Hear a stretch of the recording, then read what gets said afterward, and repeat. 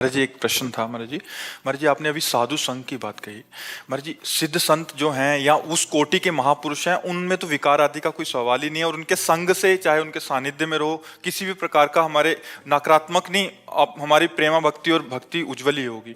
महाराज जी पर आजकल एक महाराज जी प्रसंग था, आज ही का प्रश्न था, मैंने किया नहीं उसमें था कि किसी को साधक या वेश में देखा, उसका सानिध्य हुआ, वो घर में बार बार आने लग गए।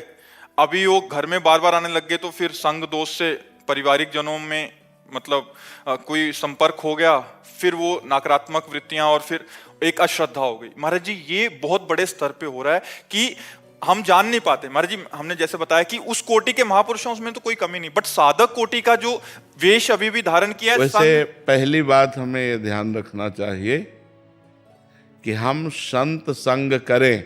जैसे आप हमसे सत्संग किए, आप हमारी बात मानो और अपने घर जाओ और हमारी बात को अपने जीवन में उतारो तो तुम्हारा काम बन जाएगा। किसी संत से लगाव न करे सांसारिक।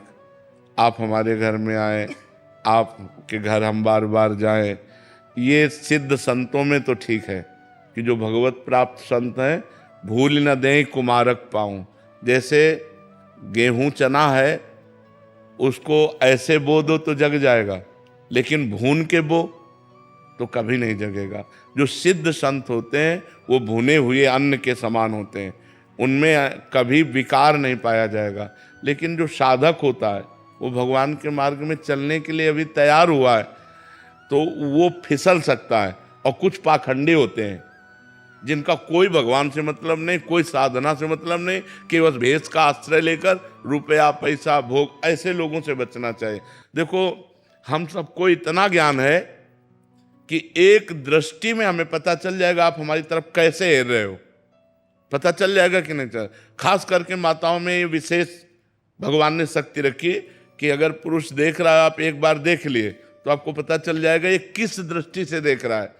अगर हमको थोड़ी भी हरकत किसी साधु महात्मा में ऐसी दिखाई दे, छूने की चेष्टा, काम भरी दृष्टि से देखना, या इस तरह के उपदेश करना कि तन समर्पित कर दो, ये मतलब इस तरह के नौटंकी नाटक, वहाँ दोबारा नहीं जाना चाहिए। और अपने घर तो बुलाना नहीं चाहिए। घर तब बुलाओ किसी संत को जब 10-5 बार उसके यहाँ जाकर और उसके आचरण देख लिए, उसका व्यवहार देख लिया कि पवित्र व्यवहार है। अच्छा थोड़ी देर के लिए हम पवित्रता का नाटक भी कर सकते हैं, इसीलिए कह रहे 10-5 बार जाके हम उससे देखा। और सही पूछो तो सच्चे संतों को फुर्सत कब है तुम्हारे घर जाने की? कब फुर्सत है? वो अपने भगवान के मार्ग में, भगवान के भजन में लगे। भगवान की सृष्टि है तो अच्छे हैं तो बुरे भी हैं, बुरे हैं तो अच्छे भी हैं। असली नोट है तो नकली भी नोट है, नकली है तो उसका असली भी है। तो हमको चाहिए कि सोच समझ करके हम सत्संग करें। घर तो बुलाना तब चाहिए जब समझ ले कि भगवान की कृपा से साधु संग मिल गया। आप 1000 बार जब प्रार्थना करोगी ना, 1000 बार, तो वो हाँ कह दे तो सौभाग्य की बात है कि आपके घर उनके चरण पड़े। और जहां आपने कहा घर आओ, हाँ जाएंगे, कौन सा फोन नंबर है, सब समझ लो कि मतलब मामला कुछ गड़बड़ है, अभी मामला ठीक नहीं है। जब आप संत से कहोगे ना घर आ जाओ, तो उनको पहाड़ जैसा लगेगा कि यार अपना नियम छोड़ के, अपना भजन छोड़कर इनके। जब आप 100 बार रोगी, प्रार्थना करोगी, तब चलो अच्छा बच्चा, और जाके कुछ खा पी लिया, हमारा कल्याण हो, हमारा मंगल हो। ऐसा नहीं, संतों के घर जाने से हमारा घर तीर्थ हो जाता है। संत चरण रज, संत चरणामृत, संत उच्छिष्ट जहाँ हो पाए वो सब मंगल। लेकिन इसी बातों का दुरुपयोग किया जाता है। जो सच्चे मार्ग के पथिक नहीं है उनसे बहुत बचना चाहिए। गलत आचरण सतमार्ग में मतलब ऐसा नहीं, जैसे मान लो गृहस्थ हो आप गलत आचरण, तो हमें समझाना चाहिए नहीं बेटा, ये भगवान के मार्ग में इन बातों का प्रवेश नहीं, अपनी आदतों को सुधारो। अपने ऐसा नहीं कि और हम उसको गलत आचरणों में ढकेल दें, वो एक गिर रहा है ऊपर से लात हम और मार दें। तो ये हम लोग संतों के सहारे से ही भगवान के मार्ग में चलते हैं। अगर संत ही हमें धोखा दे दें, संत ही हमारे साथ व्यभिचार करें, संत ही हमें गंदे मार्ग में लगावें, तो संत काहे को?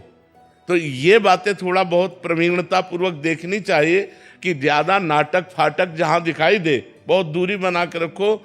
क्योंकि नकली हीरा तो बहुत मिल जाएगा, लेकिन असली हीरा जो घन का प्रहार सह जाए, असली हीरे की पहचान क्या होती है? उसको ऐसे रखो और घन का प्रहार करो और वो टूटे ना, तो असली हीरा। काम, क्रोध, लोभ, मोह, मद, मत्सर, इनका प्रभाव जिनके ऊपर ना हो, वो असली संत। अगर इनका प्रभाव है तो संत काहे का, फिर काहे का संत? तो ये चीजें देखनी चाहिए। ये चीजें बहुत ज्यादा जोर से चल रहे हैं, बहुत जोर से चल रहे हैं। अपने प्रवचन से, अपने लहजों से, अपने हाव भाव से जनता को मोहित करना, रुपया निकालना, विषय भोग करना, इन बातों से बचता रहे। कभी ऐसा नहीं हो सकता कि किसी संत के द्वारा तुम्हारा अमंगल हो। साधु ते हो या न कारज हानि, कभी नहीं हो सकता, कभी नहीं हो सकता। जैसे ऊसर में बीज चाहे जितना बो, कभी अंकुरण नहीं होगा। ऊसर बरसई तृण नहीं जामा, संत हृदय जिम उपज न कामा। संत के हृदय में कभी ऐसा नहीं हो सकता कि वो तुम्हारे साथ कोई गलत व्यवहार करे। अगर गलत व्यवहार कर रहा है तो संत नहीं है। हाँ, कभी कभी साधक से चूक हो जाती है, तो इसीलिए साधक को एकांतवास कहा गया है। उसको घर घर जाने के लिए अनुमति ही नहीं है, साधक को समाज से मिलने की अनुमति ही नहीं। सिद्ध पुरुषों का काम है समाज से मिलना, और सिद्ध का जो नाटक करता है तो माया थप्पड़िया देती है।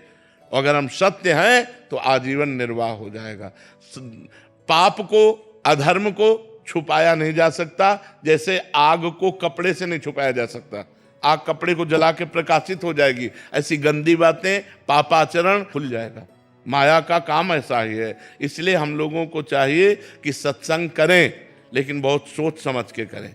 जहां अर्थ की प्रधानता हो वो सत्संग नहीं। संत निरपेक्ष होते हैं। संत का पहला लक्षण है निरपेक्षम मुनिम शांतम निर्वैरम समदर्शनम।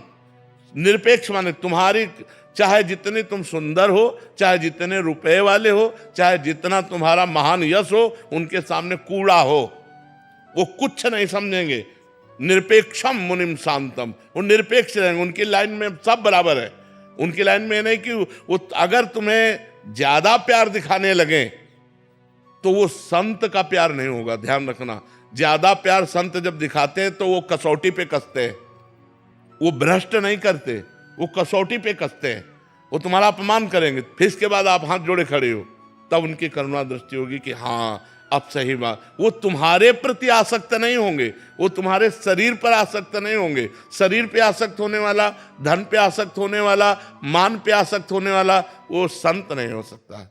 संतों का ऐसा नहीं। और आज बहुत भीड़ है तो बहुत संभल के, ये भी बात बहुत संभल के, नहीं तो काल नेमी के आकर्षण में हनुमान जी भी आ गए थे, ले आ गए थे।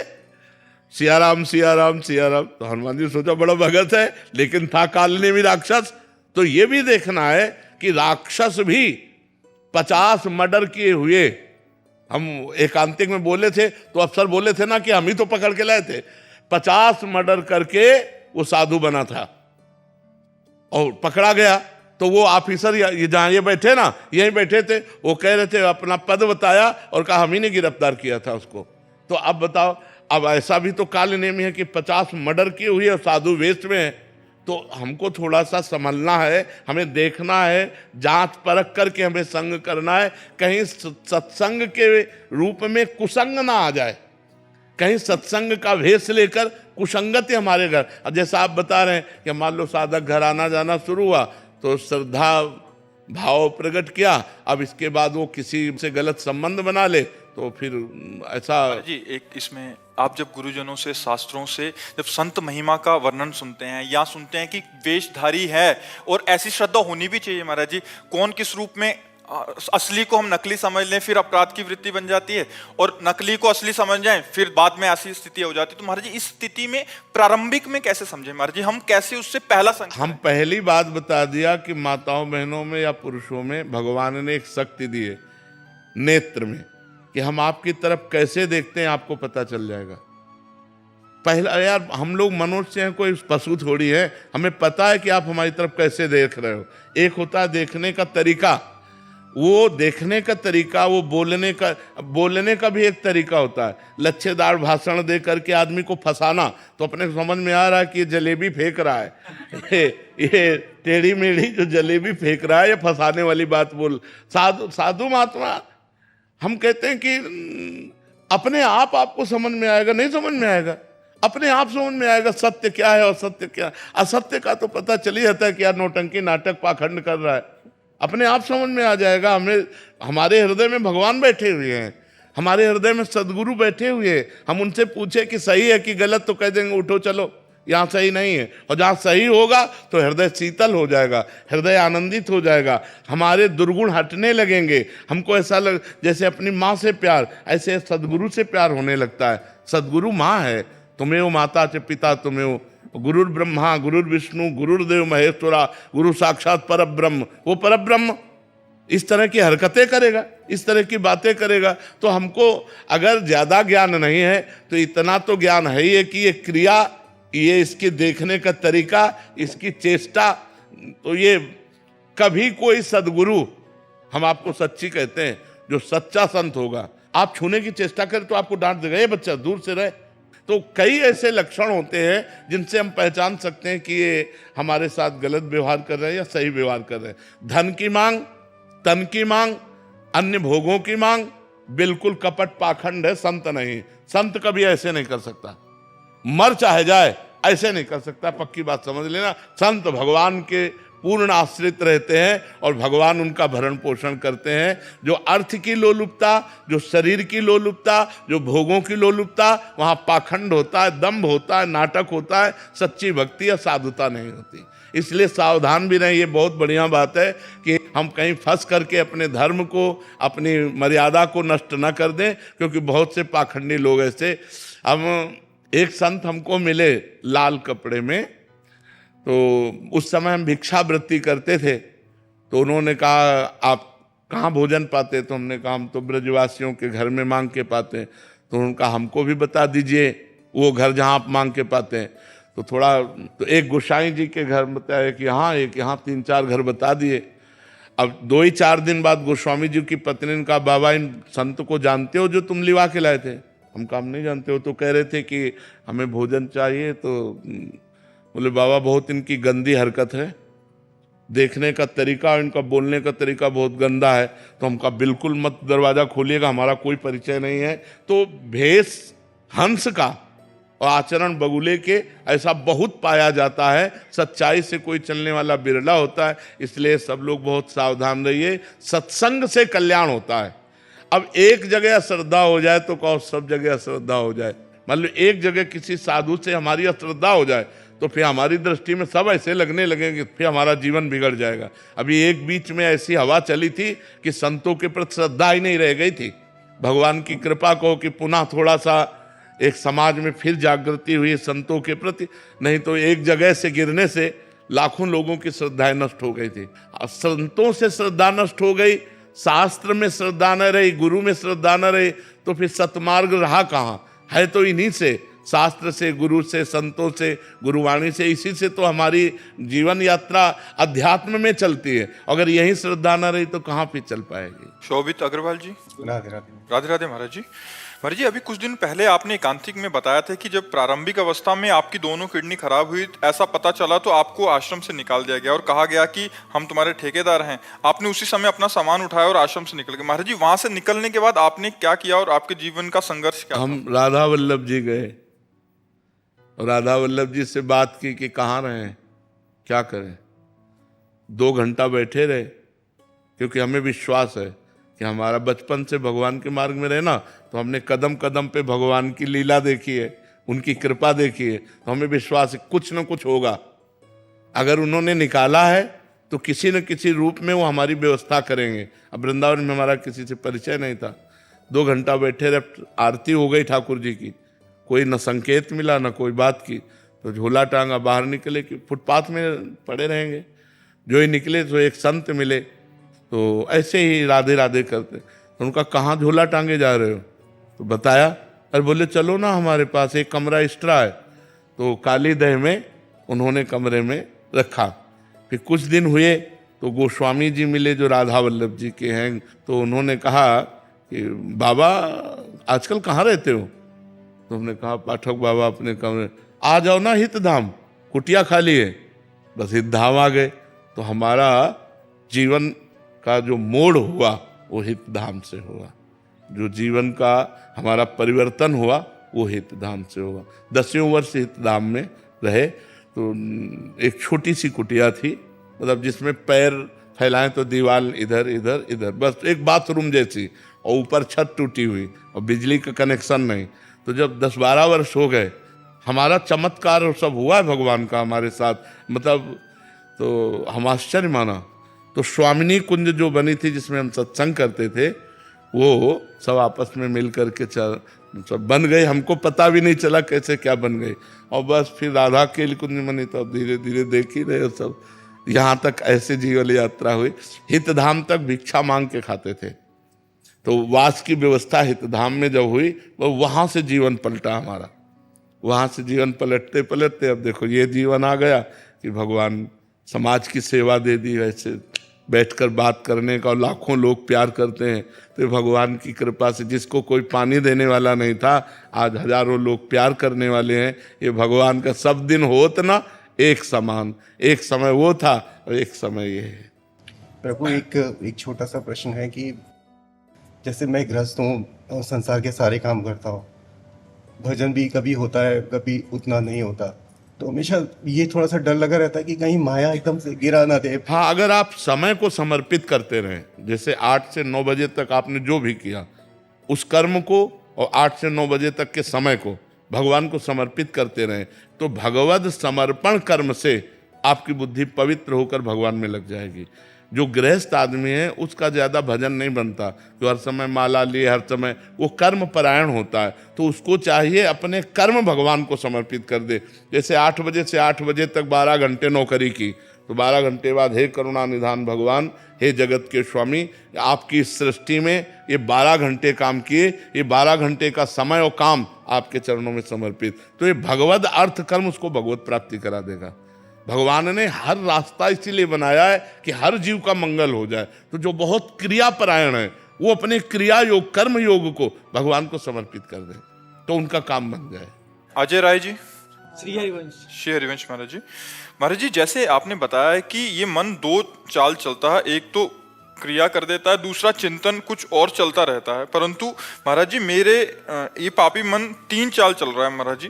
जैसे शरीर से कोई क्रिया कर रहा है, वाणी से नाम चल रहा है, और चिंतन तो भोग विलासों और गंदी बातों का हो रहा है महाराज जी। ऐसे में बहुत परेशान हो गया हूँ महाराज जी, निरंतर जप करने का भी प्रयास कर रहा हूँ, बट अंदर ही अंदर। उसे बहुत बढ़िया है, अगर नाम चल रहा है तो तुम चिंता मत करो, सब ठीक हो जाएगा, सब ठीक हो जाएगा। अभी चिंता मत करो। नाम बहुत बड़ी सामर्थ्य है, मतलब गुरु कृपा से नाम में भगवान के अपार सामर्थ्य है। भाव कुभाव अनख आलसहु, नाम जपत मंगल दिशि दसहु। 10 दिशाओं में मंगल हो जाएगा, तुम चिंता मत करो। ये चाहे 14 चाल चलने लगे, ये कुछ नहीं बिगाड़ पाएगा यदि नाम चल रहा है। और भगवान का नाम यदि नहीं चल रहा तो हानि है, फिर उसमें लाभ नहीं है। भगवान का चिंतन, हरि स्मृति सबसे बड़ी चीज। पूरी गीता जी सुनने के बाद अर्जुन को क्या मिला? नष्टो मोहा स्मृति लब्ध्वा त्वत्प्रसादान मयाच्युता। आपके कृपा प्रसाद से हे श्री कृष्ण मुझे अखंड स्मृति प्राप्त हो गई, मोह का नाश हो गया। बस भगवान की स्मृति ही सब कुछ है। यदि भगवान का नाम चल रहा है, भगवान का चिंतन चल रहा है, तो चिंता करने की जरूरत नहीं, सब मंगल हो जाएगा। 10 दिशाएं मंगलमयी हो जाएंगी। भाव कुभाव, जैसे हमारा भाव नहीं बन रहा, मन कहीं और जा रहा है, क्रिया कुछ और हो रही, केवल मुख से हम राधा राधा रट रहे। भाव कुभाव अनख आलसहु, नाम जपत मंगल दिशि दसो। 10 दिशाओं में मंगल होगा, अमंगल नहीं हो सकता, चिंता न करो। आशीष जी। महाराज जी आपके चरणों में कोटि कोटि। महाराज जी मैं आपकी शिक्षाओं का पालन कर रहा हूँ और नाम जप भी कर रहा हूँ महाराज जी, फिर भी महाराज जी अंदर जो विकार हैं महाराज जी, कभी कभी शंका होती है कि नाम जप सही तो चल रहा है महाराज जी। देखो, विकार आज के नहीं हैं, विकार आज के नहीं हैं, अनंत जन्मों के हैं। हम कई बार एकांतिक में बताया है कि जैसे मैसेज डिलीट करना हो तो सामने मैसेज आता है ना, तो अब एक काम का मैसेज आया, डिलीट हुआ, फिर उसी काम के करोड़ों मैसेज सेम टू सेम है, तो हमको भ्रम हो जाता है कि डिलीट होता है कि नहीं होता। मतलब वही मैसेज करोड़ों हो और हमको एक एक डिलीट करना है, तो करोड़ों बार वो आएगा, तो हमको लगता है कि डिलीट हुआ कि नहीं डिलीट हुआ। वो डिलीट हो गया, ये नया है। अनंत जन्मों से दुर्वासनाएं परत की परत हमारे हृदय में जमा है। अब जब हम नाम जब शुरू करते तो अब यही जमा है, काम क्रोध लोभ मोह मद मत्सर की, तो वही बार बार जब निकलती तो लगता है यार कब तक बनी रहेंगी, बनी नहीं रही, वो निकल रहे हैं। जो हमारे अंदर जमा है वो निकल रहा है, मन निर्मल हो रहा है। धैर्य पूर्वक दीर्घ काल निरंतर सत्कार सेवितो दृढ़ भूमि, लंबे समय तक अगर आदर पूर्वक नाम जप किया जाए तो दृढ़ भूमि, हमारे हृदय में सारे विकार जितने हैं वो सब बाहर हो जाएंगे। नहीं तो निर्मल मन होगा ही नहीं, और निर्मल मन हुए बिना भगवान की प्राप्ति नहीं। तो निर्मल मन कैसे होगा? नाम जप से। जितना नाम जप करोगे मन निर्मल हो जाएगा।